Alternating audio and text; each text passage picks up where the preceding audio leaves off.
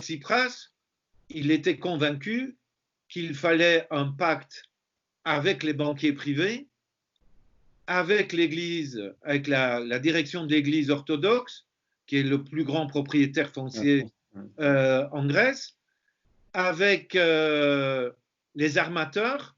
Bon, si tu décides que tu fais un pacte avec ces trois éléments piliers de la société telle qu'elle existe, que tu vas négocier un amadouement de l'austérité dans l'Union européenne, donc que tu vas aussi pacter avec les institutions européennes, quand tu as ça dans ton programme, c'est perdu d'avance.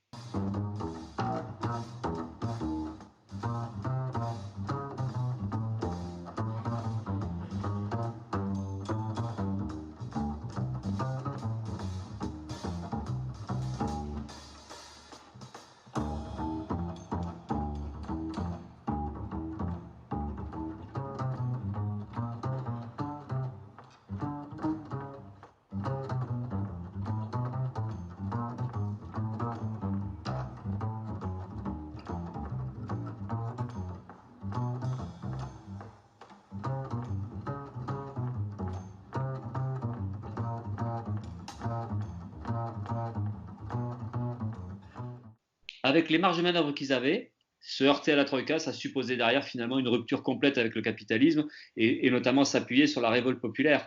Je pense qu'une grande partie de la gauche ne se met pas dans la tête que la confrontation, elle est inéluctable et elle est rapide.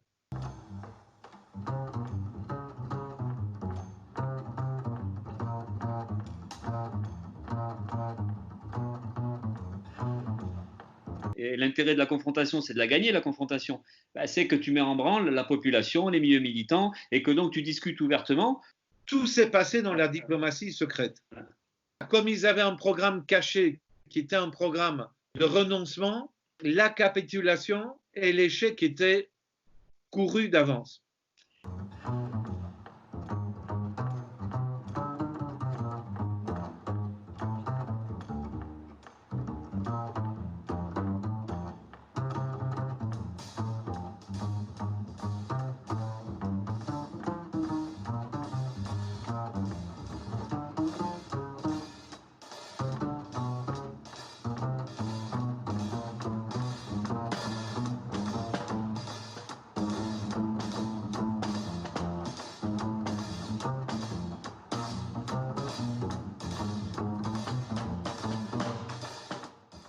Et en fait, ce programme, il est vraiment radical parce qu'il dit il faut pour la Grèce une annulation de l'écrasante majorité de la dette.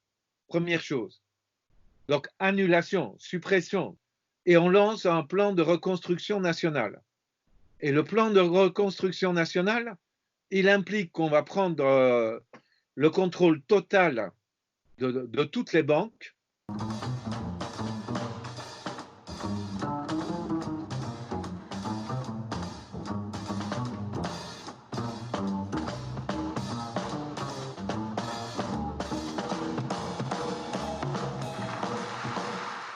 On ajoute une banque publique de développement pour toute une série de nouveaux projets.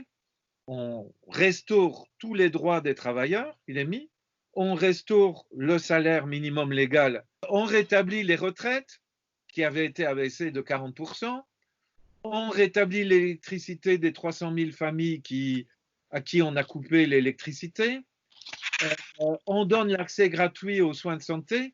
Donc la population qui a voté Syriza était prête à cette confrontation.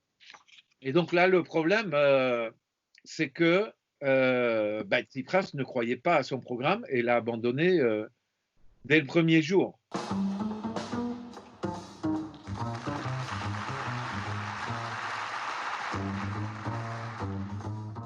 La population, elle a osé, d'une certaine manière, dire merde à l'Union européenne. Les gens sont beaucoup plus qu'avant pour des solutions radicales.